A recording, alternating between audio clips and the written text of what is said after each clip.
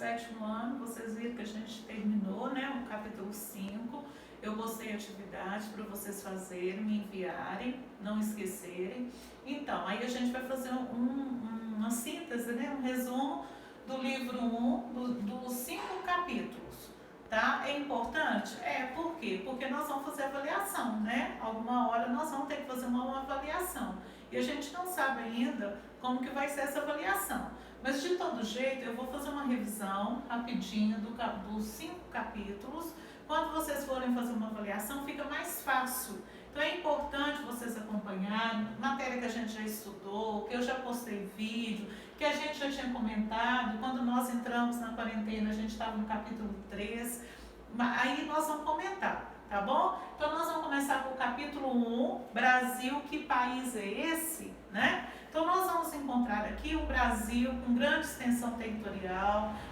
Nós já observamos, a gente já falou lá no capítulo 1, na página 5, a gente viu que ele é considerado um país continental, que a nossa extensão é muito grande, tanto no sentido norte-sul quanto leste-oeste.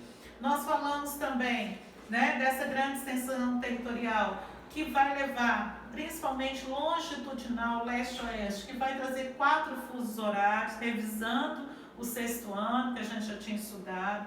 Os 4 fusos horários do Brasil ocorrem devido a quê? A grande extensão longitudinal, ou seja, leste-oeste que nós temos. Aí nós temos os 4 fusos e Minas Gerais ocupa o 2º fuso.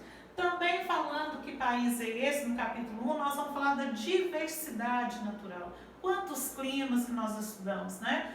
Quantos tipos de vegetações diferentes.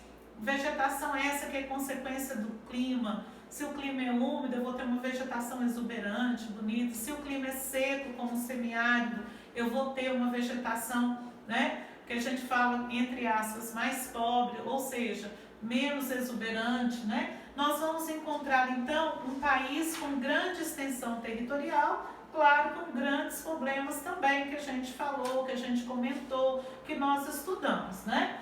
Para compor esse país continental, nós vamos encontrar quem são esses brasileiros. Desde os nativos que estavam aqui, quando os portugueses chegaram, né? Quando os europeus, de um modo geral, chegaram, principalmente os portugueses, nós vamos encontrar os nativos, né? Lembrando que também para formar essa base do nosso povo, né? As três etnias mais importantes são os índios, os europeus e os africanos, nós comentamos. Então a gente observa a migração já dos europeus para o Brasil, na época do Brasil Colônia e depois do Brasil Colônia. Nós vamos observar o trabalho dos escravos forçado. Lembra que nós comentamos que era uma migração forçada que veio para o Brasil, né? E foram habitar principalmente as grandes fazendas, trabalhando como mão de obra escrava. Nós comentamos também. Alguns se rebeliavam e formavam os quilombos, né? Esses brasileiros que aqui já estavam, no caso, os descendentes dos africanos, e aí vem uma mistura de negros, índios e brancos, né? E aí a gente observa que a característica da população brasileira, a tendência dela é muito heterogênea, nós somos heterogêneos, nós somos diferentes, baseado em quê? Nesses brasileiros, né, que aqui estão, com os imigrantes legais e ilegais que existem no país, deu origem e cresceu a nossa população, né? Nós estudamos o crescimento da população, não só pela chegada de imigrantes, mas também por altas taxas de natalidade, né? Em algumas regiões, maior ainda essa taxa de natalidade. E aí nós estudamos as pirâmides, né? A pirâmide brasileira, pirâmide etária, para falar desses brasileiros. A base significa taxa de natalidade, o corpo da pirâmide são os jovens e adultos, e o topo, nós comentamos que é a expectativa de vida, nós já estudamos, né? A maior e menor expectativa de vida, dependendo da região que a gente habita. Regiões mais desenvolvidas, menos desenvolvidas, né? Espaço brasileiro que tem condições de vida melhor e espaço brasileiro que não tem condição de vida muito boa. Então, voltando, né, nós paramos agora no capítulo 3, que a gente tinha parado na quarentena, agropecuária e agronegócio.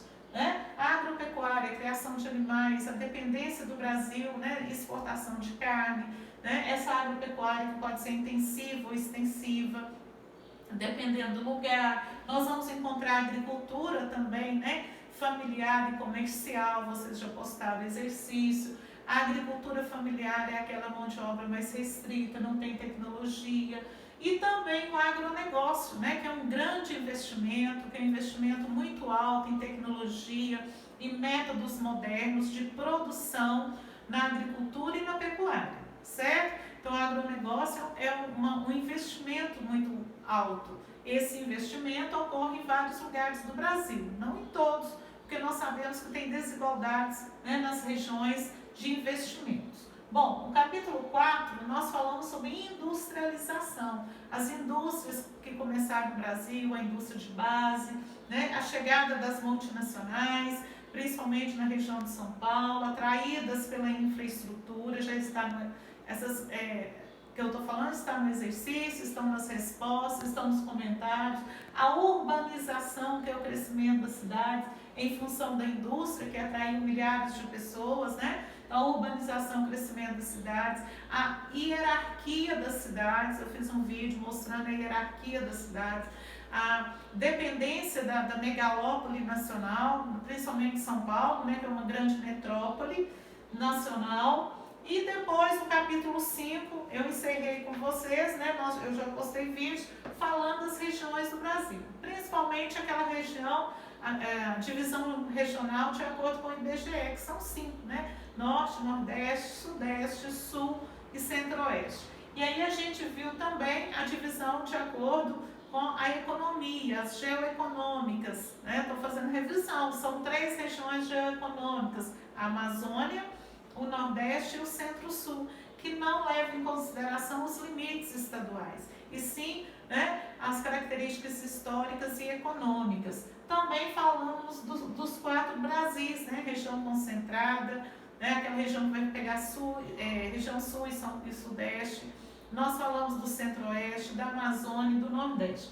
Então, essas regiões do Brasil, a gente sabe, até agora pelos números, né, do coronavírus, a desigualdade. Tem regiões que está muito acelerado, estados, né, que compõem as regiões, está muito acelerado o Covid-19, e outros estados que estão no ritmo mais lento, né, de contaminação do vírus.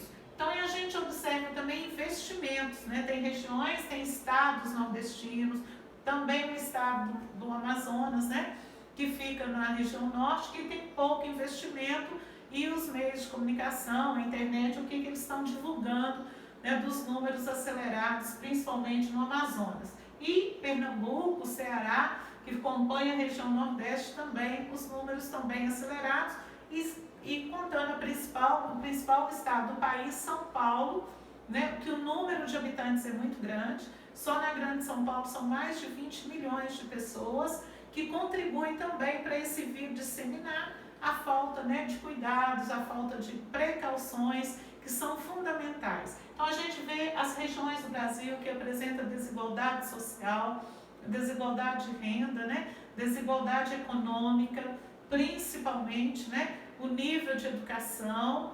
Nós vamos observar também essas regiões brasileiras têm desigualdade. E para falar dessas desigualdades, nós falamos também do crescimento desordenado das cidades, né? Existem cidades que cresceram, como é o caso de São Paulo, as grandes capitais, de forma desorganizada. Então, essas regiões apresentam desigualdades. Lembrando que a principal divisão regional do país é de acordo com o IBGE, aquelas 5 que a gente já conhece, que é mais comum da gente ver, observar, que é Norte, Nordeste, Sul, Sudeste e Centro-Oeste, certo? Então, olha, finalizando o livro 1, né, vamos postar as atividades completas, tudo direitinho. Para a semana que vem, vocês já estão recebendo as apostilas, a semana que vem a gente começar no livro 2. Mas antes de começar, eu vou postar exercícios comentados. É importante vocês fazerem a correção direitinho, ok? Muito obrigada.